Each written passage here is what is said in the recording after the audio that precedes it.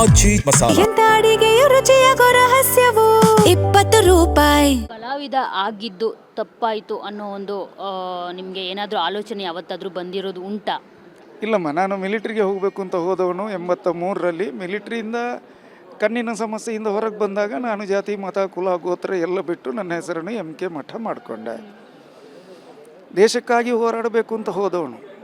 ಕಲೆಗಾಗಿ ನನ್ನ ಜೀವನವನ್ನು ಮುಡಿಪಾಗಿಟ್ಟಿದ್ದೀನಿ. ಕಲೆಗಾಗಿ ಜೀವನವನ್ನು ಮುಡಿಪಾಗಿಟ್ಟ ಮೇಲೆ ಇದರಿಂದ ನನಗೆ ಅನ್ಯಾಯ ಆಯಿತು ಅಂತ ಹೇಳ್ಕೊಳ್ಳೋದು ನನ್ನ ಮೂರ್ಖತನ ಆಗತ್ತೆ. ನನ್ನ ಹಣೆಯಲ್ಲಿ ದೇವರು ಏನು ಬರೆದಿದ್ದಾನೋ ಅದೇ ಆಗತ್ತೆಯೇ ಹೊರತು ಅದಕ್ಕಿಂತ ಹೆಚ್ಚು ಆಗಲ್ಲ, ಕಮ್ಮಿ ಆಗಲ್ಲ. ಈಗ ಒಂದು 2 ವರ್ಷದಿಂದ ನಾನು ನಿರುದ್ಯೋಗಿಯಾಗಿ ಇರಬೇಕು ಅಂತ ಭಗವಂತ ನನ್ನ ಹಣೆಯಲ್ಲಿ ಬರೆದಿದ್ದಂತ ಕಾಣುತ್ತೆ. ಅದು ನಡೀತಾ ಇದೆ.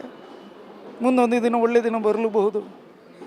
ಚಿತ್ರರಂಗವನ್ನೇ ನಂಬಿಕೊಂಡು ಕೂರಬೇಡಿ, ಬೇರೆ ಏನಾದರೂ ಮಾಡಿ ಅಂತ ಹೇಳ್ಬಿಟ್ಟು ಯಾರಿಗಾದ್ರೂ ಸಂದೇಶವನ್ನು ಕೊಡ್ತೀರಾ? ಅಂದರೆ ಈ ನಿಮ್ಮ ಹಿಂದೆ ಬರೋರಿಗೆ. ಇಲ್ಲ, ಈ ಹೊಸದಾಗಿ ಬರುವವರಿಗೆ ನಾನು ಅದನ್ನು ಹೇಳಲಿಕ್ಕೆ ಇಷ್ಟಪಡ್ತೀನಿ. ಜೊತೆಯಲ್ಲಿ ಏನಾದರೂ ಒಂದು ಜಾಬ್ ಇರಲಿ. ನನ್ನ ಹಾಗೆ ನನ್ನಂಥವರ ಹಾಗೆ ಇಡೀ ಜೀವನವನ್ನೇ ಚಿತ್ರರಂಗಕ್ಕೆ ಮುಡಿಪಾಗಿಟ್ಟು ಹೊರಟ್ರೆ ನನ್ನ ಪರಿಸ್ಥಿತಿ ಬರುತ್ತೆ. 2.5 ವರ್ಷದಿಂದ ನಾನು ನಿರುದ್ಯೋಗಿ. ಆದರೂ ನನ್ನ ಮುಖದ ನಗು ಮಾಸಲ್ಲ. ಅದು ನನಗೆ ರಂಗಭೂಮಿ ಕಲಿಸಿರೋದು. ನಾನು ರಂಗಭೂಮಿಯಿಂದ ಬಂದವನು. ಏನೋ ನನ್ನ ಮನಸ್ಸಿಗೆ ತೋಚಿದ್ದನ್ನು, ನನಗೆ ಸತ್ಯ ಅಂತ ಅನಿಸಿದ್ದನ್ನು ನಾನು ಮಾತಾಡ್ತೀನಿ, ನಾನು ಬರೀತೀನಿ. ಅದನ್ನೆಲ್ಲಿ ಎಲ್ಲರೂ ಪರ್ಸನಲಾಗಿ ಯಾಕೆ ತಗೋತೀರಿ? ನನ್ನನ್ನೊಬ್ಬ ಕಲಾವಿದನನ್ನಾಗಿ ನೋಡಿ. ಆದರೆ ಇನ್ನು ಮುಂದೆ ಬರುವಂತಹ ಜನ್ರೇಷನ್ಗೆ, ಯುವ ಪೀಳಿಗೆಗೆ ನಾನು ಹೇಳುವುದು ಏನಂದರೆ, ಮೂಲ ಒಂದು ಜಾಬ್, ಒಂದು ಉದ್ಯೋಗ ಅನ್ನೋದು ನಿಮ್ಮ ಜೊತೆ ಇಟ್ಟುಕೊಂಡು ಇಂಡಸ್ಟ್ರಿಗೆ ಬನ್ನಿ. ನನ್ನ ಹಾಗೆ ಎಲ್ಲವನ್ನು ಬಿಟ್ಟು ಇಂಡಸ್ಟ್ರಿಗೆ ಬಂದರೆ ಈಗ ನಾನು ಪಡ್ತಿರೋ ಅವಸ್ಥೆ ನಿಮ್ಮದು ಆಗುತ್ತೆ. ಸೊ ಹೇಗೆ ಇಷ್ಟು ಕಾನ್ಫಿಡೆನ್ಸು ಮತ್ತು ಹೇಗೆ ಇಷ್ಟು ಸ್ವಾಭಿಮಾನ? ಯಾಕಂದರೆ ಈಗ ಮುಖವಾಡ ತುಂಬಿಕೊಂಡಿರೋ ಮುಖಗಳನ್ನೇ ನಾವು ಜಾಸ್ತಿ ನೋಡ್ತಿರೋ ಅಂಥದ್ದು ಬದುಕಿನಲ್ಲಿ. ಅವರು ಸ್ವಾರ್ಥಕ್ಕಾಗಿ ಏನು ಬೇಕಿದ್ರೂ ಮಾಡ್ತಾರೆ, ಪಕ್ಕದಲ್ಲಿರೋರಿಗೆ ಬೆನ್ನಿಗೆ ಚೂರಿ ಹಾಕ್ಬಿಡ್ತಾರೆ.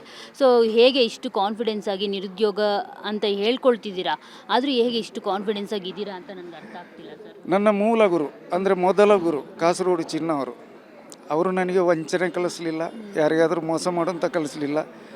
ತಪ್ಪಿದ್ದಾಗ ಕತ್ತೆತ್ತಿ ಕಣ್ಣಲ್ಲಿ ಕಣ್ಣಿಟ್ಟು ನೋಡಿ ಮಾತಾಡು ಅಂತ ಕಳಿಸಿದ್ರು. ಅವರು ನನ್ನನ್ನು ಕಳಿಸಿದ್ದು ಅವರ ಗುರು TS ನಾಗಾಭರಣ ಸರ್ ಹತ್ರ. ಸುಮಾರು 16 ವರ್ಷಗಳ ಕಾಲ TS ನಾಗಾಭರಣರವರಿಗೆ ದತ್ತುಪುತ್ರನ ಥರ ಇದ್ದೆ, ಮಗನ ಹಾಗೆಯೇ ಇದ್ದೆ. ಆ ಗುರುಗಳು ನನಗೆ ವಂಚನೆ ಕಲಿಸಲಿಲ್ಲ, ಸಾಲ ತಗೊಂಡು ಮುಳುಗೋದನ್ನು ಕಲಿಸಲಿಲ್ಲ, ನನಗೆ ನಿಯತ್ತನ್ನು ಕಲಿಸಿದ್ರು. ಫಾರ್ ಎಕ್ಸಾಂಪಲ್, ಯಾರಾದರೂ ನಮ್ಮನ್ನು ಕಾಯಬಾರ್ದು, ನಾವು ಹೋಗಿ ಅವರನ್ನು ಕಾದರೂ ಪರವಾಗಿಲ್ಲ ಅಂತ ಕಲಿಸ್ಕೊಟ್ಟವರು ನನ್ನ ಗುರುಗಳು ನಾಗಾಭರಣ ಸರ್. ಯಾರಾದರೂ ಸೀರಿಯಲ್ನವರು, ಸಿನಿಮಾದವರು ಟೈಮ್ ಕೊಟ್ಟರೆ 11 ಗಂಟೆ ಅಂತ ಹೇಳಿದರೆ ನಾನು 10ವರೆಗೆ ಅಲ್ಲಿರ್ತೇನೆ. ಉದಾಹರಣೆಗೆ ಇವತ್ತಿನ ಘಟನೆ ತಗೊಳ್ಳಿ. ಡೈರೆಕ್ಟ್ರು 9 ಗಂಟೆಗೆ ಮುಹೂರ್ತ ಅಂತ ಹೇಳಿದರು. ನಾನು 8ವರೆಗೆ ದೇವಸ್ಥಾನದ ಬಾಗಿಲಲ್ಲಿ ಕಾಯ್ತಿದ್ದೆ. ಎಷ್ಟೊತ್ತಿಗೆ ಕಾರ್ಯಕ್ರಮ ಶುರು ಆಯಿತು ಅನ್ನೋದು ನಿಮಗೆ ಗೊತ್ತಿದೆ. ನನಗೆ ಸಿಕ್ಕಿದಂಥ ಆ 2 ಗುರುಗಳು, ಆಮೇಲೆ ಸಿನಿಮಾ ಪತ್ರಕರ್ತ ಗಣೇಶ್ ಕಾಸರಗೋಡವರು, ಆಮೇಲೆ ವಾಸುಕಿ ವೈಭವ್ರವರ ದಿವಂಗತ ತಂದೆ ಜಯರಾಮ್ ಅವರು, ಇವರೆಲ್ಲ ನನ್ನ ಪ್ರಾರಂಭದ ದಿನಗಳಲ್ಲಿ, ಚಿತ್ರರಂಗಕ್ಕೆ ಬಂದ ಪ್ರಾರಂಭದ ದಿನಗಳಲ್ಲಿ ನನಗೆ ಒಂದು ಬೆನ್ನೆಲುಬಾಗಿ ನಿಂತಿದ್ದರಿಂದ ನಾನು ನನ್ನ ನಿರುದ್ಯೋಗವನ್ನು ನಗುಮುಖದಿಂದಲೇ ಸ್ವೀಕರಿಸ್ತಾ ಇದ್ದೀನಿ. ಸರ್, ನೀವು MK ಮಠ ಕೊಪ್ಪಳ, ಸೊ ನಿಮ್ಮ ನೋಡಿದ್ರೆ ನಿಮ್ಮ ಫೇಸ್ಬುಕ್ಕಲ್ಲಿ ಎಲ್ಲ ಕಡೆನೂ ಉಪ್ಪಿನಂಗಡಿಯಿಂದ ಪೋಸ್ಟ್ ಮಾಡಿರುವಂಥ ಪೋಸ್ಟ್ಗಳು ಕಾಣಿಸ್ತಾ ಇರುತ್ತೆ. ಸೊ ನಿಮ್ಮದು ಕೊಪ್ಪಳನ ಉಪ್ಪಿನಂಗಡಿನ? ಅಮ್ಮ, ಕೊಪ್ಪಳ ಅನ್ನೋದು ಒಂದೇ ಕೊಪ್ಪಳ ಇರಬೇಕು ಅಂತ ಇಲ್ಲಲ್ಲ, ಬೇರೆ ಬೇರೆ ಕೊಪ್ಪಳ ಇರ್ಬೋದಲ್ಲ. ಹಾಗೆ ಮಂಗಳೂರಿಂದ 50 ಕಿಲೋಮೀಟರ್ ದೂರದ ಉಪ್ಪಿನಂಗಡಿಯ ಆಸುಪಾಸಲ್ಲಿ ಒಂದು 2 ಕಿಲೋಮೀಟರ್ ಸುತ್ತಲ್ಲಿ ಕೊಪ್ಪಳ ಅನ್ನೋ ಒಂದು ಊರಿದೆ. ಅದು ನಾನು ಜನಿಸಿದ ಊರು. ಅದರ ಮುಂದುಗಡೆ ಅಂದರೆ ಒಂದು ಗದ್ದೆ ಒಂದು 4-10 ಗದ್ದೆ ಕಳೆದ ಮೇಲೆ ಮಠ ಅಂತ ಸಿಗುತ್ತೆ. ಅದು ನನ್ನ ಆಡಿ ಬೆಳೆದ ಊರು, ನನ್ನ ಪೂರ್ವಜರ ಊರು. ಹಾಗಾಗಿ ನನ್ನ ಹೆಸರಿನ ಜೊತೆ ಮಠ ಮತ್ತು ಕೊಪ್ಪಳ ಸೇರಿಕೊಂಡಿದೆ.